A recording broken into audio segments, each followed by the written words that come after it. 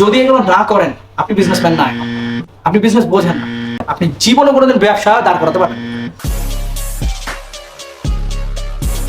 Try to sell high ticket product, আমাদের product business অনেকে সেটা কিনতে হয়, মানে সেটা কিনে তারপর আবার প্রফিট মার্জিন রেখে লাভ করতে হয়। এই জন্য আমি আপনাদেরকে একটা বিষয় বলি, if you are doing any business, আপনারা যদি এমন কোনো বিজনেস করেন যেটা হোক প্রোডাক্ট অথবা সার্ভিসে, যদি মার্জিন 20%-এর নিচে থাকে অ্যাজ অ্যান ইনভেস্টর, আমি আপনার বিজনেসে ইনভেস্ট করব।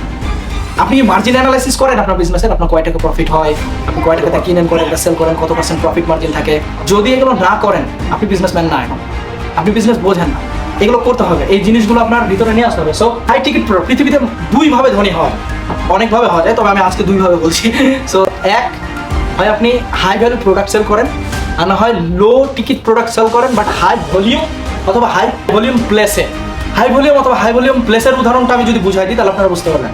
সাপোজ আপনার প্রোডাক্টের দাম হচ্ছে 200 টাকা, 200 টাকার প্রোডাক্ট আপনি যদি ইন্ডিভিজুয়ালি সেল করেন, মানে আপনি যদি ইন্ডিভিজুয়াল সেল করেন, আপনি জীবনে কোনোদিন ব্যবসা দাঁড় করাতে পারেন। আপনি সারা জীবন স্ট্রাগল করবেন but you will never be able to establish yourself. কী করতে হবে তাহলে?